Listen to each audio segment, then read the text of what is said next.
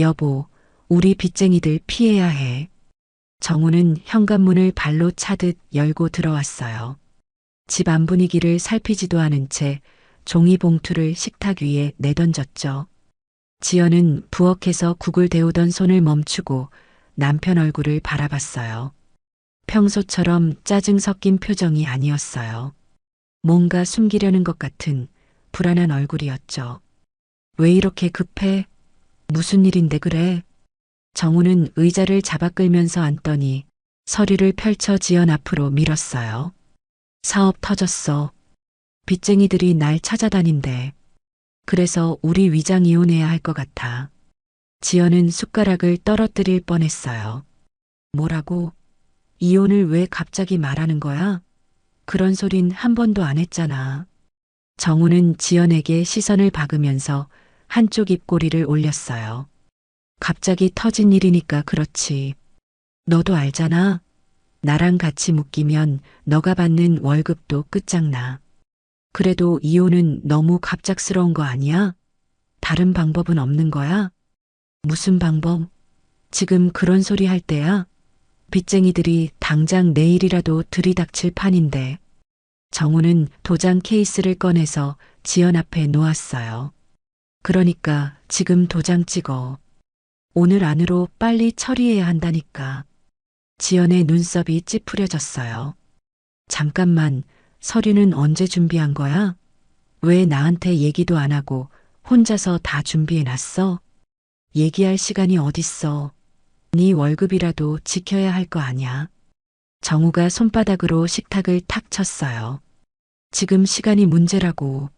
변호사도 오늘 안에 처리하래. 너만 도장 찍으면 끝난다니까. 지연은 목소리를 낮추면서 조심스럽게 물었어요. 여보, 진짜 빚쟁이들이 집까지 올 정도로 심각한 거야? 얼마나 빚진 건데?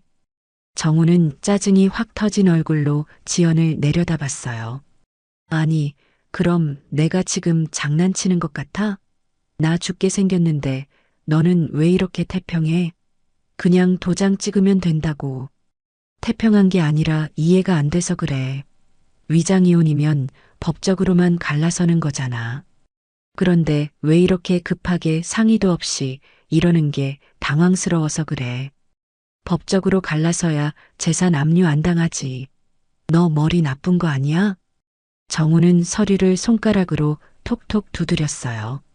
지연은 떨리는 손으로 서류 모서리를 잡았어요.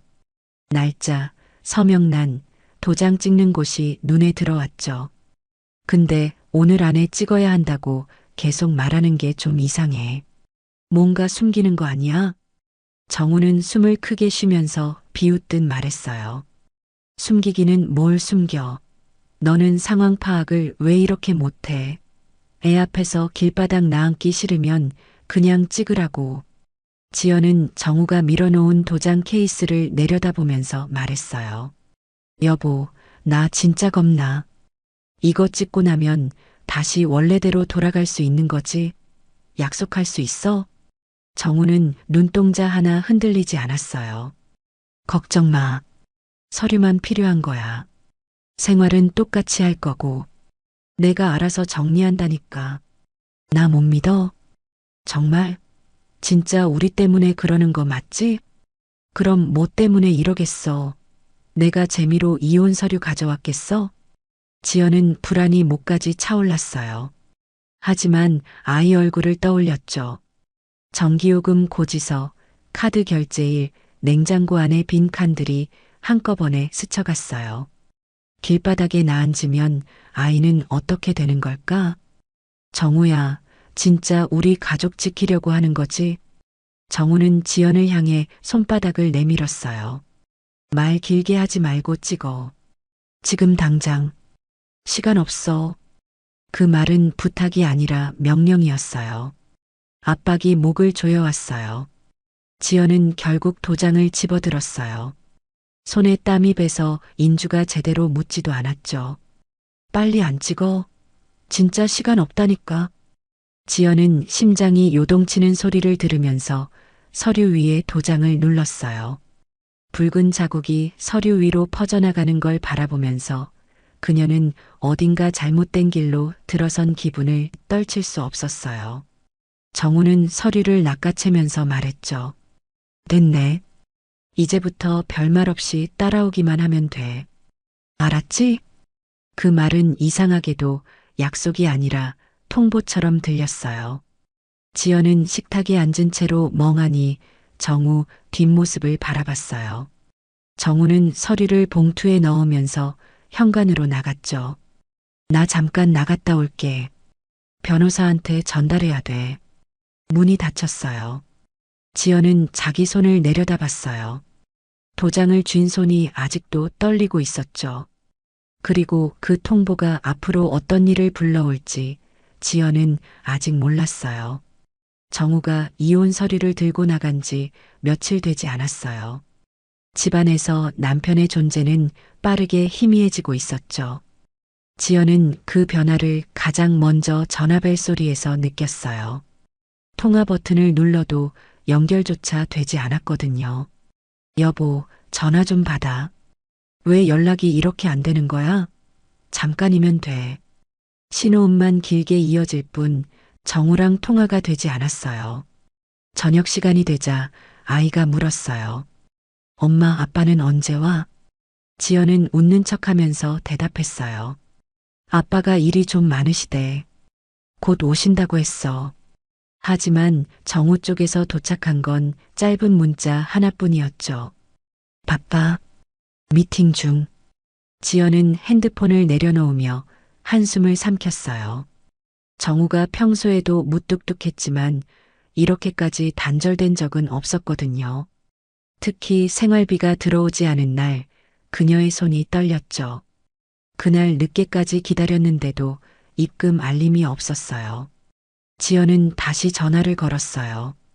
여보, 오늘 생활비 들어오는 날이잖아. 무슨 일 있어? 얘기 좀 해.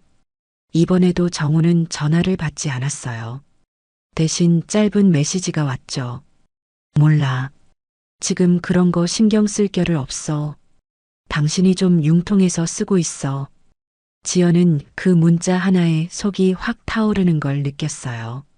너 지금 뭐 하는 거야? 이게 무슨 말투야? 애한테 줄 간식값도 없어. 이 인간아. 지연은 문자를 보내려다 손을 멈췄어요.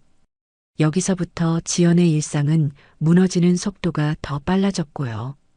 카드값이 밀리고 전기요금 고지서가 책상 위에 쌓였어요. 방과 후 교실에서 돌아온 지연은 신발도 벗기 전에 종이 봉투를 펼쳐봤어요. 납부 독촉장이 2장이나 들어 있었죠. 이걸 어쩌지? 돈 빌릴 곳도 없는데 이 사람은 연락도 잘 안 되고 뭐가 일이 더 잘못된 건가? 그녀는 급하게 다시 정우에게 전화를 걸었어요. 이번엔 연결되자마자 정우가 극도의 짜증 섞인 목소리로 받아버리는 거예요. 왜 또? 나 바쁘다니까. 나한테 귀찮게 전화 좀 하지 마, 제발. 지연은 목소리를 낮추려 해도 떨림이 묻어났어요. 생활비 좀 보내줘. 갑자기 돈 빌릴 곳도 없고 정말 힘들어. 당신이 미리 말이라도 해줬어야지. 나랑 애는 뭘 먹고 살라는 거야, 대체. 정우는 피식 비웃더라고요. 지금 나도 죽을 맛이야. 너도 좀 알아서 버텨. 맨날 돈 얘기만 하지 말고. 너 집에서 놀면서 그거 하나 못 버티냐? 지연은 들리는 말 한마디 한마디가 가슴을 찌르는 것처럼 느껴졌어요. 나 혼자서 애 데리고 버티라고? 네가 한 푼도 안 보태고 어떻게 버티라는 거야? 너는 이 상황에서 내가 아무 말 안 하고 조용히 있기를 바라니? 정우는 한숨을 크게 뱉고 말을 끊었어요. 됐고, 지금 끊어야 돼. 내 징징거리는 소리 들을 시간 없어. 다시 전화하지 마. 그리고는 뚝 하고 전화를 끊어버렸죠. 지연은 너무 어이가 없어서 멍하니 휴대폰을 쥐고 있었어요. 손바닥에서 식은땀이 흐르더라고요. 그날 밤 아이가 잠든 걸 확인하고 거실불을 끈 뒤 창가에 서 있었어요. 밖에선 개 짖는 소리와 자동차 지나가는 소리만 들리더라고요. 그 조그만 소리도 유난히 크게 느껴졌어요. 지연은 스스로에게 물었어요. 정우 말이 진짜일까? 정말 빚쟁이가 우리 집까지 올 수 있는 상황일까? 나한테 이렇게 잔인하게 말하는 걸 보니 진짜 위기인가 싶기도 하고, 왜 이렇게 판단이 안 서는 거지? 문이 두드려지는 상상을 하게 될 만큼 불안이 커졌고, 그 불안은 점점 현실과 뒤섞여 갔죠. 정우가 생활비를 끄는 날, 지연은 마치 남편이 아닌 어떤 낯선 악인에게 버려진 기분이 들었어요.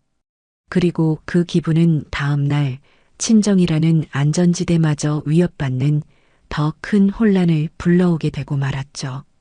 지연이 생활비 끊긴 현실을 버티느라 정신없이 돌아가던 어느 저녁이었어요. 한 지인이 전화를 걸어왔죠.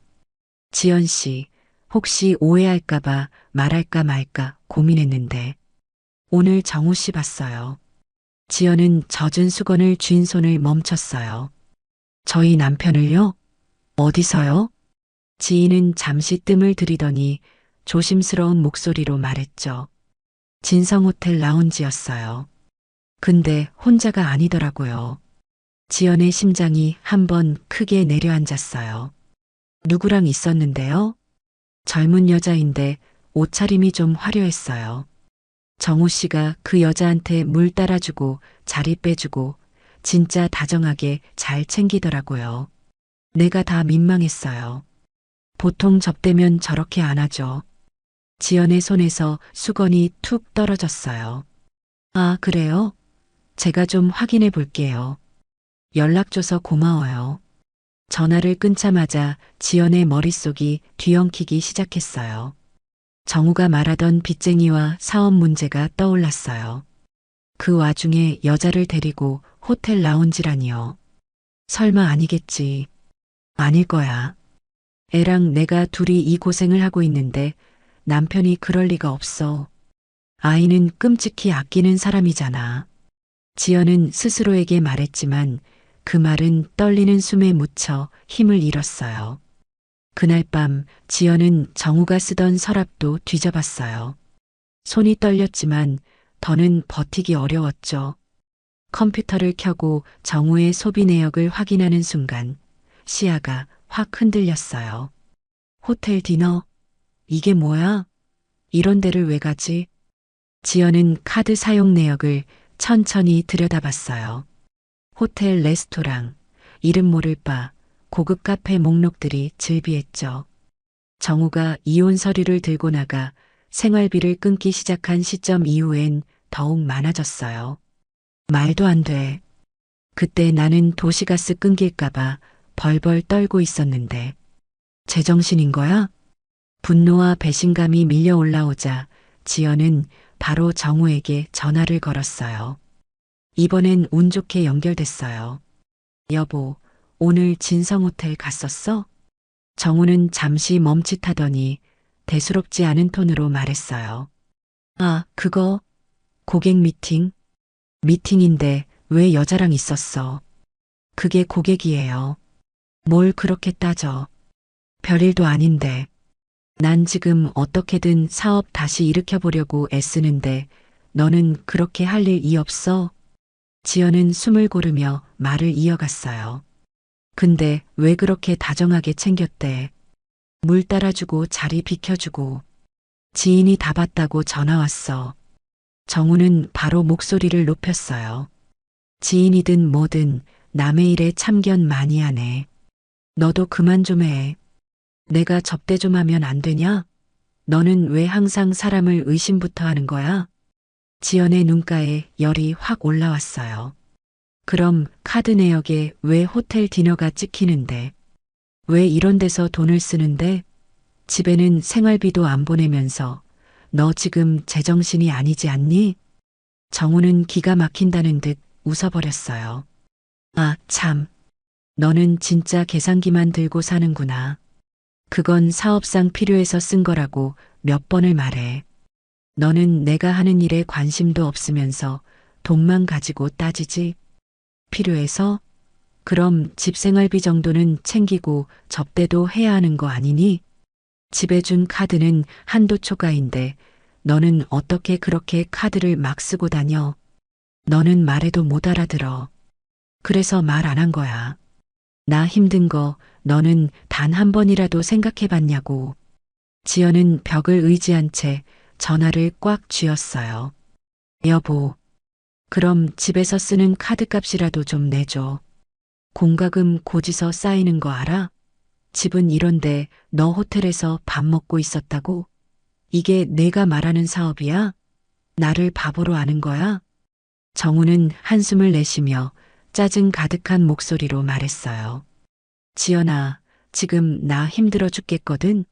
너까지 이러면 나는 진짜 못 버텨. 그리고 호텔에서 접대하는 게 그렇게 큰일이야?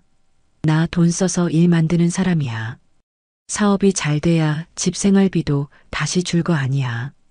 자꾸 속 터지는 소리 하지 말고 친정의 부탁이라도 해서 생활하고 있어. 나만 믿고 있지 말고. 지연은 더 말이 나오지 않았어요. 입안에서 무언가 쓴맛만 남았죠. 정우는 마지막으로 한마디를 던졌어요. 나 바빠. 이런 걸로 전화하지 마. 귀찮아. 뚝. 전화가 끊겼어요. 지연은 천천히 핸드폰을 내려놓으며 중얼거렸어요. 아무리 생각해도 뭔가 찝찝해. 뭔가 완전히 틀어진 것 같아. 그리고 그 틀어진 느낌은 단순한 느낌이 아니라 정우의 진짜 모습이 드러나는 시작이었어요. 지연의 아버지가 갑자기 쓰러졌다는 연락은 토요일 새벽에 왔어요. 지연은 허겁지겁 병원에 도착했지만 의사들은 이미 조용히 고개를 흔들고 있었죠. 몸에서 힘이 빠져서 바닥에 주저앉고 말았어요. 아버지, 왜 이렇게 빨리 가신 거예요? 저만 두고 가시면 저는 어떡해요? 지연의 목소리는 가늘게 떨렸지만 그보다 더 흔들린 건 지연의 손이었어요.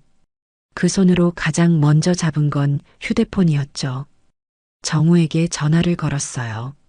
여보, 아버지 돌아가셨어. 지금 병원이야. 빨리 와줘. 그러나 정우는 단번에 냉담하게 말했어요. 지금 나 못 가. 빚쟁이들 움직이는 것 같다고 말했잖아. 지연은 그 말에 충격에 숨이 막혔어요. 지금 그게 중요해? 우리 아버지 돌아가셨다고. 장인어른인데 이럴 수 있어? 정우는 숨도 고르지 않고 말했죠. 나갔다가 누가 따라오면 장례식장 난리 나거든. 너는 상황을 너무 몰라. 나 지금 움직일 수가 없어. 내가 안 가고 싶어서 안 가는 게 아니잖아. 지연의 목소리는 찢어질 듯 흔들렸어요. 여보, 우리 아버지야. 마지막 인사도 못해? 나 혼자 이걸 어떻게 해? 정우는 짜증을 내면서 말했어요. 나 지금 너 위로할 정신 없다고 했잖아. 나까지 쓰러지면 너는 뭐 어떻게 살려고 그래. 장례는 상조보험 들어놓은 곳에서 알아서 해줄 거잖아. 뚝. 전화가 끊겼어요. 정우는 점점 넘지 말아야 할 선을 넘고 있었어요. 병원의 싸늘한 복도 속에서 지연은 완전히 혼자였어요. 장례식장은 이른 새벽부터 분주해졌고 흰 국화향이 공기를 메우고 있었죠. 지연은 상복을 정리할 틈도 없이 조문객들을 맞았어요. 동네 분들이 와서 물었어요. 사위는 어디 가고 혼자 있어요? 지연은 억지로 미소를 지으며 말했어요. 출장이 좀 길어졌어요. 곧 올 거예요. 다른 친척도 물었어요. 아니, 아무리 출장이어도 그렇지. 장인이 돌아가셨으면 다 취소하고 여기부터 와야지. 쯧쯧. 그 말이 가슴을 깊게 찔렀어요. 하지만 지연은 또 웃었죠. 죄송해요. 사정이 좀 있어요. 곧 온다고 했어요. 하지만 정우는 결국 오지 않았어요. 문자도 전화도 아무것도 없었죠. 장례식 비용 문제는 바로 현실이 되었어요. 정우가 말한 상조보험은 진작에 해지했거든요. 장례식장 직원이 견적서를 내밀며 말했어요. 결제 먼저 하셔야 해요. 지연은 지갑을 뒤졌지만 통장 잔액은 형편없었어요. 혹시 조금만 나중에 결제하면 안 될까요? 남편이 바로 연락이 안 되어서요. 직원은 난처한 표정으로 말했죠. 규정상 어렵거든요. 결국 지연은 카드 2장을 번갈아 내밀어 겨우 비용을 채웠어요. 자녀 한도에 걸려 결제가 몇 번씩 거절됐고 그때마다 가슴이 철렁 내려앉았어요. 아버지 장례 치르는데 이것부터 걱정해야 한다는 게 정말 어이가 없었어요. 그때 문득 정우가 나 빚쟁이 때문에 못 간다던 말이 머릿속에서 찢어지듯 떠올랐어요. 지연은 양손을 꽉 쥐며 다짐했어요. 이건 빚쟁이 때문이 아니야. 그냥 오기 싫은 거야. 가족 생각이 없는 거야. 그 깨달음은 너무 또렷해서 오히려 더 잔인하게 들렸어요. 장례 마지막 날 밤, 지연은 아버지 영정 앞에 앉아 중얼거렸어요. 아버지, 나 이제 어떻게 해야 해요? 저 사람은 우리를 지킬 마음이 없어요. 이제야 알겠어요. 촛불이 흔들리는 조용한 빈소에서 지연은 오직 분노만 느껴졌어요. 남편이라는 사람이 완전히 자신에게 등을 돌렸다는 사실을 처음으로 인정하게 되었어요. 그리고 그 인정은 앞으로 펼쳐질 지연의 통쾌한 반격을 조용히 깨우고 있었어요. 장례가 끝나고 집으로 돌아온 지연은 며칠 동안 넋이 빠진 사람처럼 움직였어요. 그런데 이상하게도 슬픔 뒤에 따라붙은 감정은 화였어요. 정우가 장례식 내내 단 한 번도 연락하지 않은 사실이 계속 마음을 후벼 팠죠. 그날 동네에서 잘 아는 지인이 찾아왔어요. 지연 씨, 나 요즘 온라인 유통업 쪽 일하거든요. 궁금하면 내가 정우 씨 쪽 알아봐 줄게요. 혹시 사업이 얼마나 위험한 상태인지요. 지연은 망설이다가 결국 말했어요. 정말요? 부탁해요. 나 이제 정말 모르겠어요. 남편 말이 뭐가 진짜이고 가짜인지. 그 지인은 며칠 뒤 표정이 굳은 상태로 지연 집을 찾아왔어요. 지연 씨, 이거 말해야 하나 고민했는데. 그냥 말할게요. 정우 씨 사업 잘 나가요. 진짜 잘 나가요. 이 업계에서 유명해요. 지연의 얼굴이 경직됐어요. 그게 무슨 말이에요? 매출도 꾸준히 올라가고 저번 달엔 창고도 하나 더 얻었다고 소문이 자자하더라고요. 생산업체랑도 좋은 조건으로 계약도 새로 맺었다고 하고요. 이게 망해가는 회사 움직임은 아닌 것 같은데요?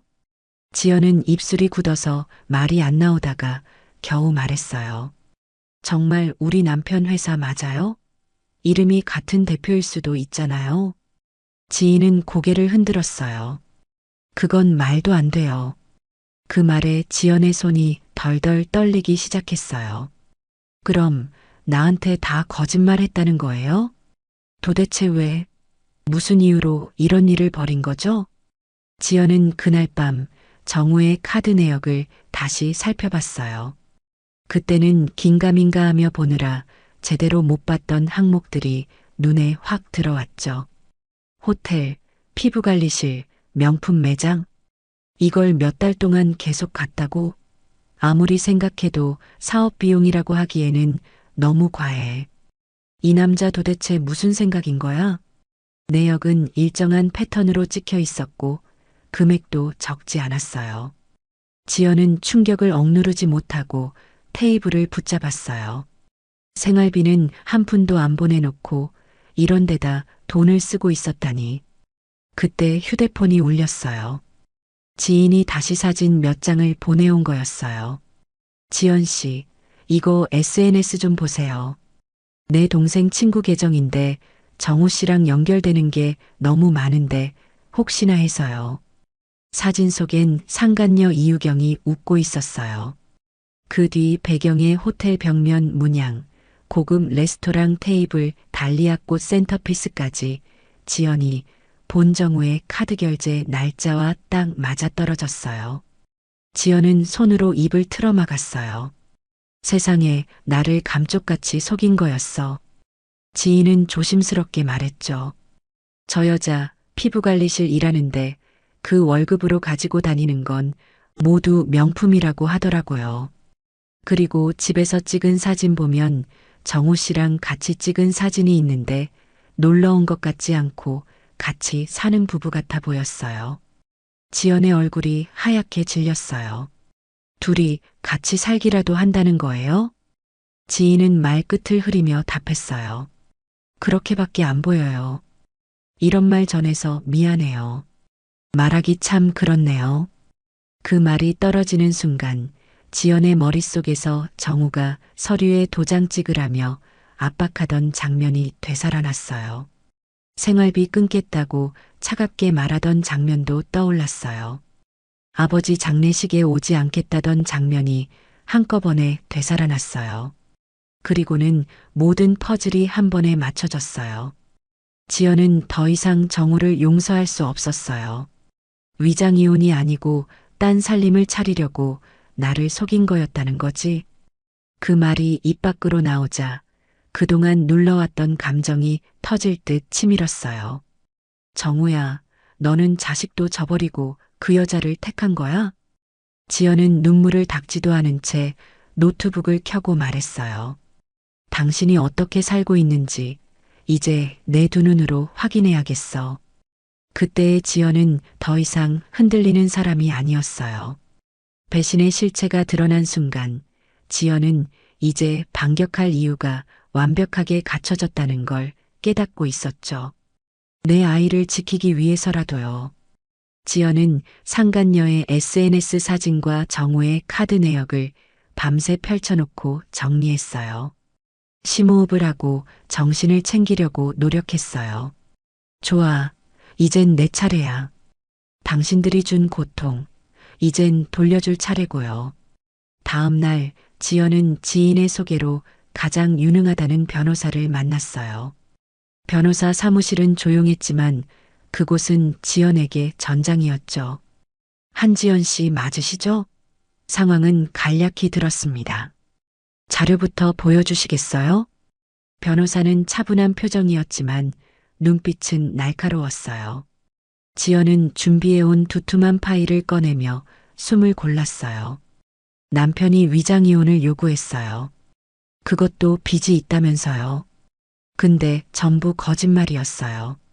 다른 여자랑 살림까지 차렸더군요. 변호사는 서류를 넘기다가 눈썹을 살짝 치켜 올렸어요. 여기 카드 내역 보이시죠? 호텔 레스토랑고가 피부관리실 결제가 규칙적으로 반복되어 있어요. 그리고 이 날짜와 고객님이 확보하신 SNS 사진을 비교해 봤는데 완전히 일치하네요. 지연은 굳은 얼굴로 고개를 끄덕였어요. 저도 그거 보고 확신했어요. 이혼 서류도 거의 강압적으로 찍게 했고요.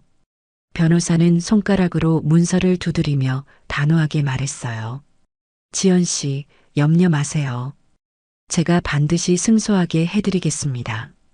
쉽지는 않겠지만 지연 씨가 자료 정리를 잘해주셔서 외도, 재산 은닉 그리고 장기간 생활비 단절 증거가 이 정도로 완벽하면 재산 분할은 물론 양육권까지 가져올 강력한 근거가 됩니다. 그 말을 듣는 순간 지연의 눈가에 뜨거운 것이 치밀었지만 울지 않았어요. 정말이에요? 제 몫을 모두 돌려받을 수 있을까요? 싸우는 정도가 아닙니다. 이 자료면 충분히 이길 수 있어요. 지연 씨가 당한 고통만큼 정확히 받아낼 수 있도록 조력하겠습니다. 며칠 뒤 지연과 변호사가 준비한 재산분할 및 위자료 소송 서류가 정우에게 전달됐어요. 밤늦게 정우에게서 불같은 전화가 걸려왔죠. 지연아, 너 지금 나한테 무슨 짓을 한 거야? 왜 변호사를 끌어들여서 일을 키워? 지연은 목소리에 일말의 흔들림도 없었어요. 당신이 먼저 시작한 일이야. 이제 내가 모든 상황을 알아버렸거든. 생활비 끊고 거짓말로 위장 이혼시키고 다른 여자랑 호화롭게 살았지. 나도 이제 당신 같은 남자한테 미련 없어. 그래도 내 아이 아빠라 믿고 또 믿었어. 근데 돌아온 건 배신이네. 이제 내 권리를 찾아오려고. 당신이 자초한 일이니까 당신 몫은 당신이 감당하도록 해. 정우는 말을 더듬으며 흥분했어요. 내가 언제 그 여자랑 살림을 차렸다고 그래. 호텔은 접대라고 했잖아. 왜 사람 말을 안 믿어? 지연은 차갑게 반박했어요. 당신 사업체 주소, 그 여자가 올린 사진 속 배경과 당신 셔츠까지 다 확인했어요. 그리고 알아보니 사업은 승승장구하고 있던데 우연이란 말로 변명할 생각도 하지 마. 당신이 날 바보로 알았나 보네. 이미 모아놓은 증거도 충분해. 정우는 처음으로 반박할 말을 찾지 못한 듯 잠시 침묵했어요. 그러더니 억지로 분노를 폭발시켰죠. 그래, 증거라 치자. 내가 오해하는 거라고. 근데 너 나 없이 살 수 있을 것 같아? 내 돈 없으면 내가 뭘 할 수 있는데. 지연은 더 이상 감정적으로 대응하지 않았어요. 오해인지 아닌지는 법정에서 판단할 거야. 양육비, 위자료, 재산 분할? 나는 한 푼도 놓치지 않을 거야. 당신이 숨긴 돈까지 전부 다 찾아낼 거예요. 그리고 네 돈이라고? 그게 네 돈인지는 판사님이 정리해 주시겠지. 정우의 거친 숨소리가 수화기를 넘어왔어요. 너 진짜 이렇게까지 나온다 이거지? 나 잡으려고 이젠 정신 놓은 거니? 지연은 딱 잘라 선언했어요. 나는 제정신이야. 당신이 스스로 무덤을 판 거지. 이제 그 책임 달게 받아야 할 때가 온 것뿐이야. 정우는 마지막에 씹어 삼키듯 중얼거렸어요. 지연아, 잠깐만. 진짜로 이걸 멈출 생각은 없어? 당연하지. 당신이 나한테 준 고통만큼만 돌려줄게. 뚝. 지연은 전화를 끊었어요. 모든 정황이 드러나자 며칠 뒤 정우는 변호사를 통해 양육비와 재산분할안을 공식적으로 받아들였어요. 최소한으로 합의점을 찾으려 했죠. 최소한의 합의점은 없어. 난 내 정신적 보상까지 모두 돌려받고 말 거야. 나를 버린 데가 제대로 치르게 해줄게. 그녀는 비로소 자기 삶의 주인이 되는 첫 발을 내디뎠어요. 아버지 장례가 끝나고 한 달쯤 지난 어느 날이었어요. 지연은 휴대폰으로 상속 완료 문자를 받았어요. 통장에 들어온 유산 금액을 확인하며 마음이 복잡해졌죠. 아버지 유산이 이제 정말 내 앞으로 들어온 거네요. 아버지 도움 없이 제 힘으로 살아가 보고 싶었는데 제가 어리석었어요. 아버지가 말린 결혼을 우겨서 한 대가를 치르는 중이에요. 아버지, 제 아이 잘 지켜낼 수 있도록 지켜봐 주세요. 슬픔 속에서도 아이와 생활을 유지할 힘이 생긴 것 같아 지연은 안도의 숨을 내쉬었어요. 그녀는 비로소 평온한 하루를 시작할 수 있다고 믿었죠. 그런데 그 평온은 단 한 시간도 가지 못했어요. 그날 오후 인터폰이 귀를 찢을 듯 요란하게 울렸어요. 따르르르 따르르르. 지연은 화장실에서 손을 닦으며 거실로 나왔어요. 누구세요? 화면을 보자마자 지연의 표정이 돌처럼 굳었어요. 시어머니, 시고모, 시숙, 시댁 식구들이 현관 앞에 때로 서 있었죠. 시어머니가 카메라를 노려보며 다급하게 소리쳤어요. 지연아, 너 당장 문 열어. 우리 아직 할애기가 남았잖아. 지연은 숨을 멈추고 손이 떨리는 것을 애써 감췄어요. 죄송하지만 지금은 제가 외출을 해야 해서요. 저는 더 이상 할 말도 없고요. 그 말이 끝나자마자 시고모가 인터폰에 얼굴을 들이밀고 욕설에 가까운 소리를 냈어요. 너 유산 받은 얘기 우리도 다 들었다. 너희 아버지한테 돈 받았잖아. 유산 받았다는 소문 다 났어. 우리 아들 목도 있으니까 당장 문 열어. 오늘 마무리 짓자. 지연은 그들의 노골적인 탐욕에 순간 귀를 의심했어요. 그건 저희 아버지께서 저한테 물려주신 유산이에요. 시댁이랑은 법적으로 상관없는 돈입니다. 그러자 시동생이 분노가 가득 담긴 목소리로 대답했어요. 뭔 헛소리야. 형수 위장이혼이라며. 아직 우리 집이랑 법적으로 완전히 끝난 게 아니잖아.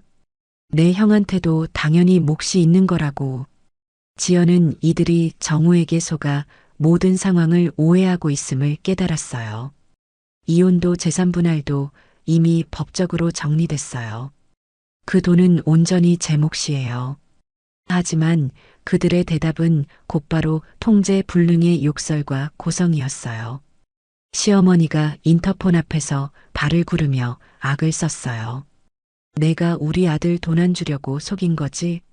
이혼 가지고 장난을 쳐서 우리 아들을 힘들게 해. 시고모가 뒤에서 거들었어요. 네가 돈 냄새 맡고 지 혼자 챙긴 거 아니야. 내가 뭔데 우리 돈을 빼돌려. 당장 문 열어. 정우의 삼촌까지 나서서 초인종 버튼을 미친 듯이 연속으로 난타했어요. 띠링 띠링 띠링 띠링. 지연은 아이가 놀랄까봐 손으로 귀를 막으며 호소했어요. 제발 그만하세요. 아이도 집안에 있어요.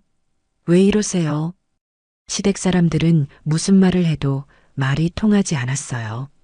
그냥 무조건 어기장을 놓고 있었죠. 오히려 누군가 현관문을 발로 힘껏 쾅 하고 찼죠. 쾅쾅. 열어. 당장 열라고. 네가 우리 아들 등쳐먹은 거 다 알아. 어디서 뻔뻔하게 거짓말을 하고 있어. 지연은 몸이 굳은 채 문을 잡았어요. 그때 누군가 현관문 손잡이를 억지로 돌리기 시작했어요. 덜컥 덜컥 덜컥. 이거 왜 안 열려? 너 지금 안에서 뭘 숨기는 거야? 아이가 자다 깨서 울기 시작했어요. 지연은 두려움에 목소리가 떨렸지만 크게 외쳤어요. 경찰 부를 거예요. 지금 당장 멈추세요. 그러자 시어머니가 문틈에 대고 독을 품은 욕설을 퍼부었어요. 부르라 그래. 우리가 뭘 잘못했는데. 우리 아들 목 찾아오는 게 죄야. 억울하면 증거라도 대보든가. 시동생도 뒤에서 고함쳤어요. 형수가 집을 망쳐놓고 무슨 피해자인 척이야. 우리 목 주면 조용히 갈게. 문 손잡이는 계속 흔들리며 덜컥거렸고 현관문은 위태롭게 흔들렸어요. 지연은 아이를 감싸 안고 뒤로 물러섰어요. 그 순간 복도 끝에서 차분한 목소리가 들려왔어요. 저기요, 잠깐만요. 여기 공동현관 카메라 돌아가요. 다 찍히고 있어요. 같은 층 이웃이었어요. 시댁 식구들은 그 말에 잠시 멈칫했지만 곧 다시 소리쳤죠. 찍히면 어때? 우리가 잘못한 게 없는데. 그러나 지연은 이미 완벽한 깨달음을 얻었어요. 이 모든 폭력적인 난동 장면이 공동현관 CCTV, 복도 카메라, 인터폰 녹화에 전부 기록되고 있다는 것을요. 지연은 크게 숨을 들이쉬고 문 너머의 난동을 바라보며 나지막이 중얼거렸어요. 고마워요. 이제 누구도 못 빠져나가요. 시댁 전체가 공범이 되는 순간이에요. 시댁의 공격적인 난입은 이제 지연의 반격을 최고 단계로 끌어올리는 결정적 증거가 되었어요. 지연은 더 이상 망설이지 않고 바로 경찰에 신고했어요. 여기 어떤 사람들이 문을 억지로 열려고 해요. 초인종도 계속 누르고 폭언도 하고 있어요. 아이가 놀라서 울고 있어요. 빨리 좀 와주세요. 경찰이 도착한 건 불과 몇 분 뒤였어요. 시댁 식구들은 경찰차에 번쩍이는 불빛이 복도를 비추자마자 당황해서 뒤돌아봤죠. 얼굴에는 노골적인 당황과 분노가 뒤섞여 있었어요. 경찰이 다가와 단호하게 물었어요. 여기서 무슨 일 있으셨어요? 방금 손잡이 억지로 돌리신 분 누구예요?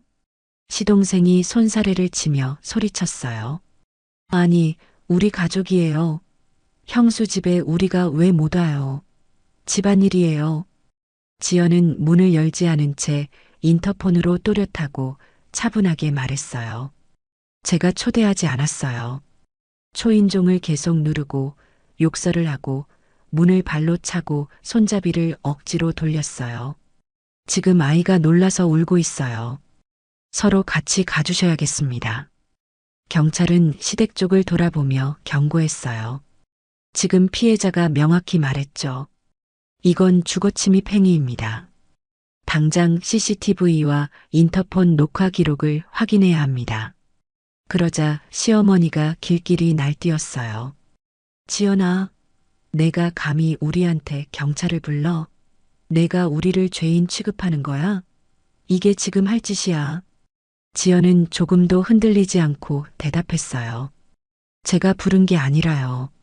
어머님과 식구들이 하신 폭력적인 행동 때문에 경찰이 온 거예요. 경찰은 단호하게 상황을 정리했어요. 이분들 모두 일단 밖으로 이동하시죠.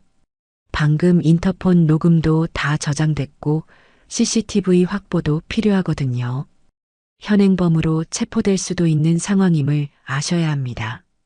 시고모가 억울하다는 듯 씩씩대며 소리쳤어요. 우리가 뭘 잘못했다고. 얘가 우리 몫의 유산 빼돌렸잖아. 지연은 문 안에서 그들을 향해 마지막 선언을 했어요.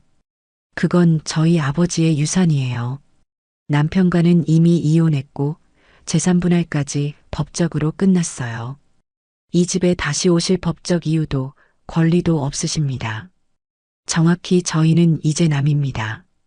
경찰은 현장에서 바로 기록을 적기 시작했어요. 피해자의 요청에 따라 접근 금지 조치도 검토될 수 있어요. 이분 집에 다시 오시면 법적 처벌이 가능하다는 것을 명심하십시오. 시댁 식구들은 결국 분을 사귀지 못하고 복도 끝으로 밀려났어요. 경찰의 단호한 시선 아래서 더 이상 아무 말도 못했죠. 지연은 문 안에서 낮게 말했어요. 이제 그만 오세요. 저도 사람입니다. 더 이상 당신들 때문에 당하고만 살지 않아요. 문은 조용히 닫혔고 시댁 사람들은 분노를 사겨야 했어요. 그 순간 지연은 몸속 깊은 곳에서 오래 묵었던 힘이 차오르는 것을 느꼈어요. 더 이상 약자가 아니었어요. 며칠 뒤 정우가 다급한 목소리로 지연에게 전화를 걸어왔어요. 그 특유의 여유는 완전히 사라져 있었죠. 지연아, 제발 잠깐만 얘기 좀 하자. 나 지금 상황이 진짜 어려워졌어. 지연은 속이 서늘해지는 것을 느끼며 대답했어요. 또 무슨 상황인데 당신 혼자 힘든 척해? 아직도 더 속일 게 남았어? 정우는 숨을 몰아쉬며 비굴하게 변명했어요. 이번엔 진짜야. 사업이 요즘 너무 안 좋아졌어.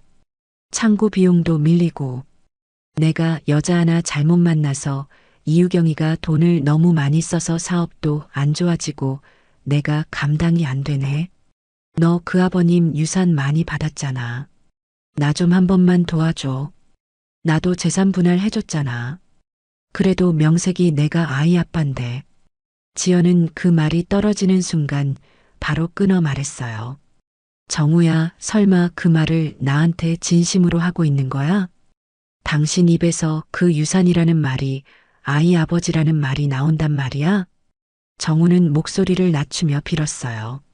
아니, 그냥 잠깐만, 정말 잠깐만 도와주면 나 다시 일어날 수 있어. 반드시 갚을게. 사람이 사람다워야 사람이지.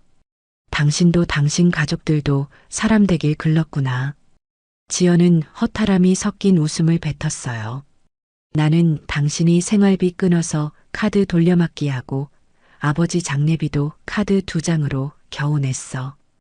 애는 밤마다 아빠 언제 오냐고 물어봐. 너네 안부 한번 물은 적 있니? 그 여자와 호화롭게 쓰다 그렇게 된 거니까 그 여자한테 도와달라고 해. 우린 이제 남이야. 아이도 다시는 볼 생각하지 마. 정우는 말을 잇지 못했고 지연은 그의 말문을 막으며 이어 말했어요. 내 아버지 유산은 내 거야. 당신 가족도 당신도 아무도 상관없어. 양육비랑 재산 분할은 이미 다 법으로 정리됐어요. 내가 받을 내 몫을 받은 것뿐인데 그걸로 생색낼 생각하지 마. 이제 당신이 나한테 요구할 건 단 한 푼도 아무것도 없어. 정우는 점점 다급해졌어요. 지연아, 그러지 말고 진짜 딱 한 번만 부탁이야. 내가 잘한 날도 많았잖아. 제발 양심이 있으면 그만해. 당신이 파놓은 구덩이야. 내가 당신 때문에 같이 빠져줄 생각 없어. 정우는 더 이상 할 말이 없었고 통화는 허무하게 끊겼어요. 그의 몰락은 누구의 도움도 없이 스스로 완성되고 있었어요. 며칠 후 경찰서로부터 연락이 왔어요. 시댁분들 난입건은 CCTV와 녹음 파일을 통해 사실관계가 명확히 확인됐습니다. 접근 금지 조치 들어가고요. 더 이상 지연 씨 댁에 접근 못합니다. 지연은 짧게 대답했어요. 정말 감사합니다. 지연은 아이를 데리고 집으로 돌아가며 작게 의조렸어요. 이제 엄마가 지켜줄게. 아빠가 없어도 엄마가 다 채워줄 거야. 정우와 시댁은 자신들이 쌓은 거짓말과 악행 속에서 스스로 무너져가고 있었고, 지연은 그 속에서 완전히 해방된 새로운 삶의 문을 열고 있었습니다.